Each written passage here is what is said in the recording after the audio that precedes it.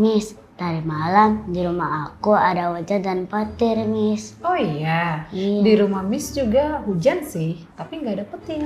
Aku takut sekali, Miss. Untung mama jaga aku. Wah, baik sekali mama kamu. Oh iya, Miss jadi ingat satu cerita deh tentang orang-orang yang ketakutan ketika mereka melihat malaikat terang turun menghampiri mereka. Oh ya, Miss, gimana ceritanya? Kamu mau tahu? Mau, Miss. Ya udah, sama-sama kita ajak teman-teman di rumah untuk dengarkan cerita di Mesbah Cilik.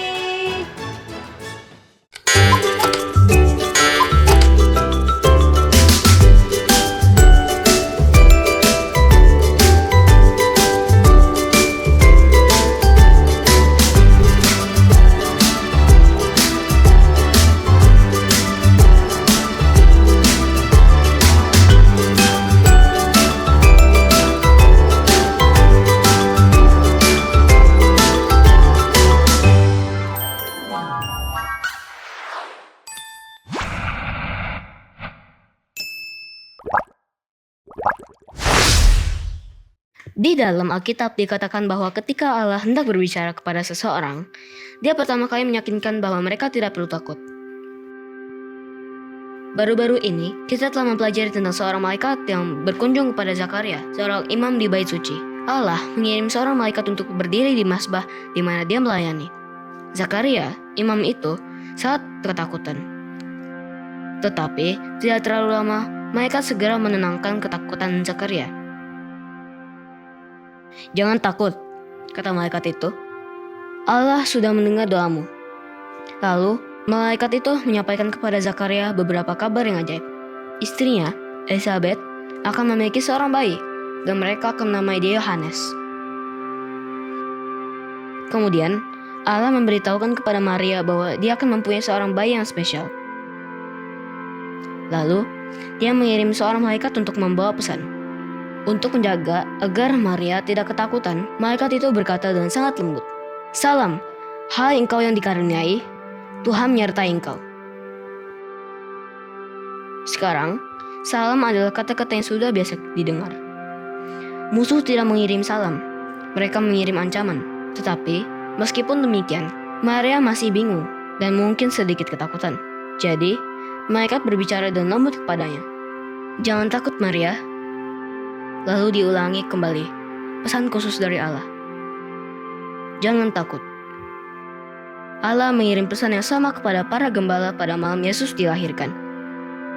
Ketika malaikat pembawa kabar itu muncul, kemuliaan dan sinar yang terang menyinari tempat itu, cahaya menerangi malam yang gelap itu, dan para gembala ketakutan.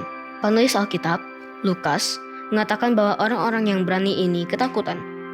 Tetapi, kemudian malaikat ini berkata, "Jangan takut, sebab sesungguhnya aku memberitakan kepadamu kesukaan besar untuk seluruh bangsa." Dan malaikat itu mengatakan kepada mereka tentang bayi yang spesial yang lahir di Bethlehem. Mereka akan menemukan dia terbaring di palungan. Ketika akhirnya suara malaikat itu hilang, dan sinar yang benderang itu juga sirna, para gembala itu tidak lagi ketakutan. Marilah kita pergi ke Bethlehem untuk melihat apa yang terjadi di sana, seperti yang telah diberitahukan Tuhan kepada kita. Mereka berkata, tidak lagi ketakutan. Mereka segera mencari Yesus. Jadi, ketika Allah berbicara, Dia tidak bermaksud menakuti kita. Dia ingin agar setiap orang mendengar pekabarannya yang penuh dengan persahabatan. Allah berserta kita. Tidak perlu takut. Allah adalah sahabat kita. Kita tidak perlu ketakutan kepadanya.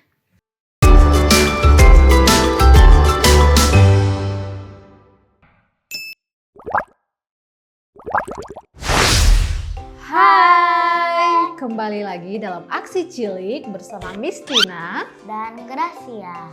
Nah, Gracia, hari ini kita mau melakukan sebuah aksi cilik. Apakah kamu siap? Siap, Miss. Oke, di sini Miss sudah siapkan untuk bahannya. Ada 2 buah kertas, ada air putih, dan ada korek api. Nah, selanjutnya kita bayangkan dulu ya, kita ini adalah kertas. Ini kertas mudah terbakar dan sangat rapuh. Tetapi ketika ada Tuhan di dalam hidup kita, tentu kita akan menjadi kuat.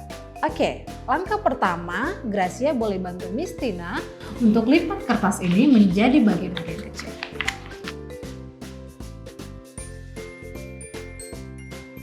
Nah, sekarang kertas ini sudah kita lipat kecil dan Miss Tina akan bakar ujungnya.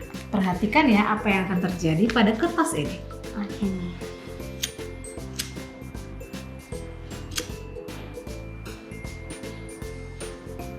Coba Gracia perhatikan apa yang terjadi. Wah, terbakar, Miss. Iya, kertas ini cepat sangat terbakarnya. Kita matikan dulu ya. Oke. Oke, selanjutnya kertas kedua ini kita lipat lagi menjadi bagian-bagian kecil. Lipat biar cepat ya. Oke, Miss. Sekarang coba Gracia masukkan kertas ini ke dalam air yang sudah kita sediakan. Ujungnya saja boleh. Sekarang kertas yang kedua ini yang sudah terkena air kita bakar ya. Oke, Miss. Perhatikan apa yang terjadi.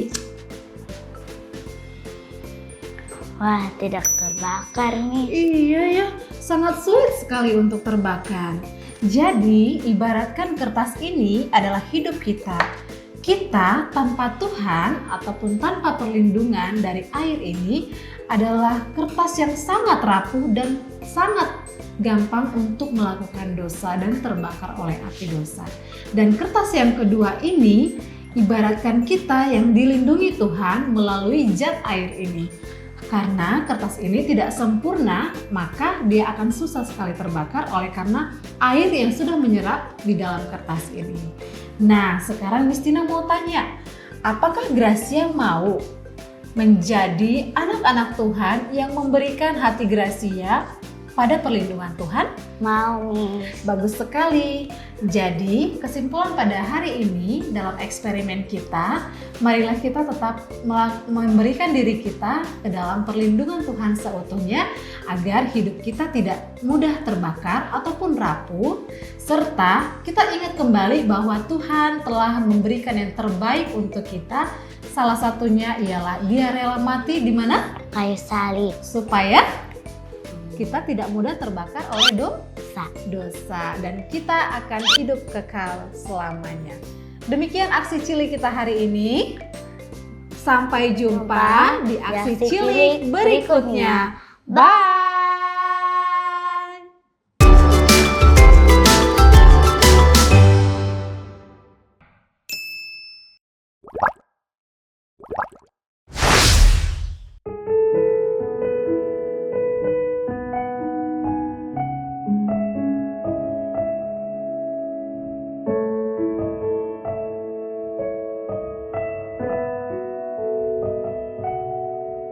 Janganlah takut sebab aku menyertai engkau.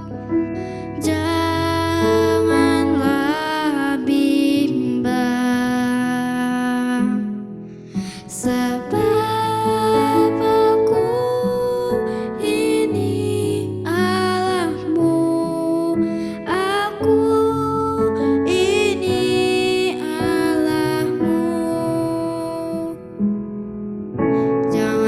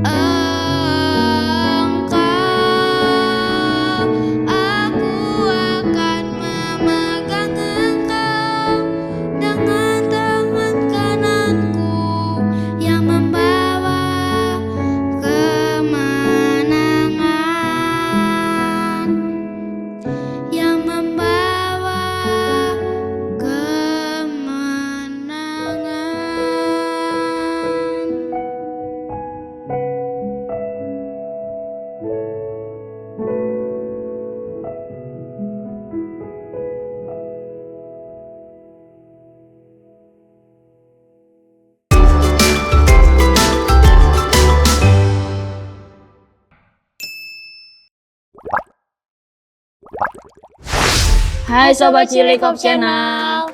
Hai semuanya, hari ini kita mau berbagi tentang satu hadiah yang paling besar dan paling berharga di dunia. Tebak, apa itu?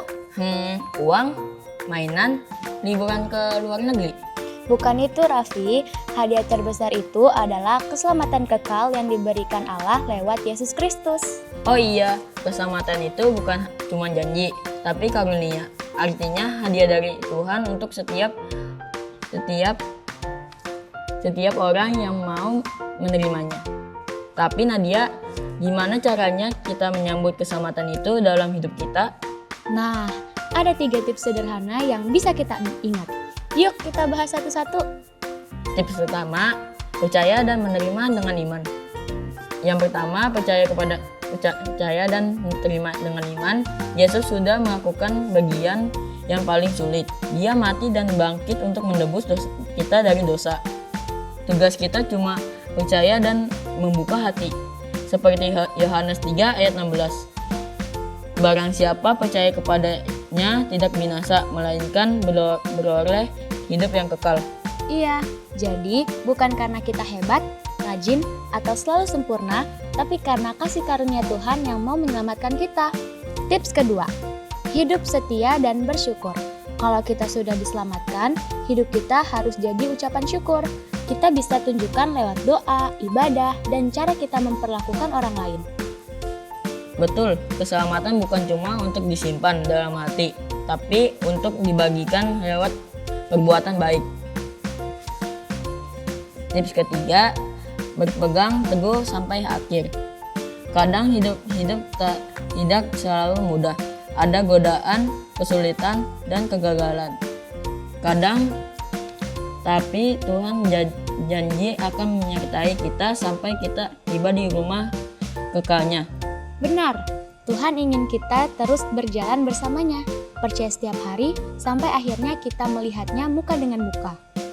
Jadi keselamatan itu bukan sekedar nanti di surga, tapi mulai sekarang saat kita hidup dalam kasih Tuhan.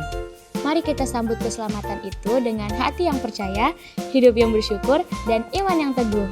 Karena keselamatan adalah hadiah terbesar dari Tuhan untuk kita semua.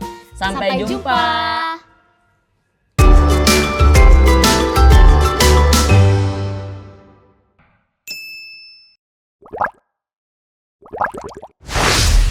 Hello everyone, welcome back to Westward with me, Stephanie. Today we're going to talk about a very important word, courageous. Can you say it with me? The word courageous is spelled C-O-U-R-A-G-E-O-U-S. Courageous in bahasa means berani. Do you know what courageous means? Let me explain it in a simple way. To be courageous means to face fear, danger, or challenges with confidence and strength. But real courage isn't about being fearless. It's about doing what is right even when we're afraid. Sometimes we think being courageous means be strong, loud, or tough. But true courage can be quiet. It can be choosing honesty when lying seems easier, forgiving someone when we're hurt, or standing up for what's right when everyone else stays silent. In the Bible, God told Joshua, "Be strong and courageous. Do not be afraid, for the Lord your God will be with you wherever you go." That means courage doesn't come from our own power. It comes from knowing that God is with us. When David faced Goliath, he wasn't the biggest or the strongest, but he trusted God completely. That's the kind of courage we need today. Not to fight giants, but to face our fears with faith. So friends, whenever you feel scared, remember this. You are not alone. God walks beside you. Be courageous, not because you're perfect, but because the perfect God lives in you. Let your courage shine through kindness, honesty, and faith. And when others see your courage, they will see the light of Christ in you. Thank you. Bye-bye. Bapak Ibu yang terkasih, sebagai orang tua, kita semua tentu rindu agar anak-anak kita bukan hanya berhasil di dunia, tetapi juga menerima kehidupan kekal yang dijanjikan Allah. Namun untuk itu, kita perlu menuntun mereka sejak sekarang untuk hidup dalam kesucian dan penyembahan yang sejati. Kehidupan yang suci bukan berarti hidup tanpa kesalahan, tetapi hidup yang mau taat dan dijauhkan dari hal-hal yang menajiskan hati dan pikiran. Ketika kita menanamkan nilai kesucian di rumah melalui teladan, perkataan, dan tindakan, anak-anak belajar bahwa hidup kudus adalah bentuk kasih dan hormat kepada Tuhan. Selain itu, mari kita ajarkan anak-anak untuk selalu menyembah Allah dalam segala hal.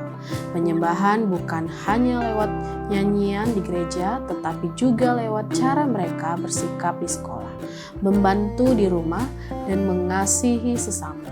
Dengan cara itu, mereka belajar bahwa Allah harus selalu menjadi pusat hidup mereka. Bapak dan Ibu, dunia mungkin menawarkan banyak hal yang tampak indah, tetapi hanya Tuhan Yesus yang dapat memberikan hidup yang kekal. Marilah kita bersama-sama menjaga hati, pikiran, dan keluarga kita agar tetap murni dan setia kepadanya. Sebab seperti tertulis dalam Yohanes 17 ayat 3, inilah hidup yang kekal itu, yaitu bahwa mereka mengenal Engkau, satu-satunya Allah yang benar, dan Yesus Kristus yang telah Engkau utus. Kiranya keluarga kita semua tetap hidup suci, menyembah Allah dengan sepenuh hati, dan bersama-sama menantikan sukacita kehidupan kekal yang dijanjikan Tuhan. Tuhan Yesus memberkati.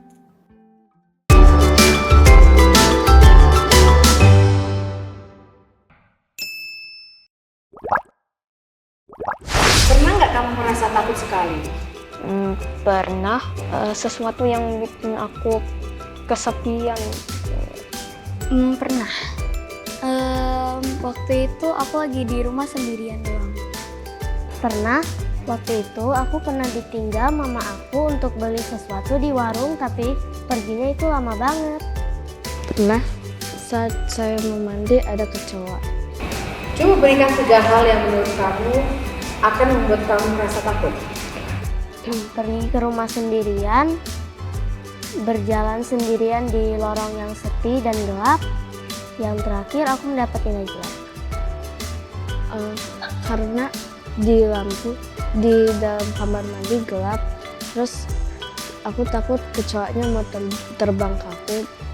Terus ketiga, kecoanya mengerikan. Pertama dapat nilai jelek, baru habis itu juga dimarahin orang tua sama di rumah sendirian. Pertama di kecelakaan, kedua jatuh, ketiga kegelapan. Apa yang kamu lakukan saat kamu merasa takut? Berdoa sama Tuhan dan semoga Tuhan selalu lindungi aku. Aku akan berdoa kepada Tuhan agar ketakutan itu bisa hilang. Saya berdoa kepada Tuhan. Berdoa kepada Tuhan agar enggak merasa takut. Coba berikan sebuah contoh di Alkitab tentang seorang yang merasa takut. Pada saat Petrus berjalan di atas air. Yunus pada saat disuruh oleh Tuhan pergi ke kota Niniwe. Saat Yesus ditangkap, Petrus pun karena takut akhirnya dia menyangka Yesus. Murid-murid Yesus saat Yesus ditangkap dan murid-murid Yesus takut.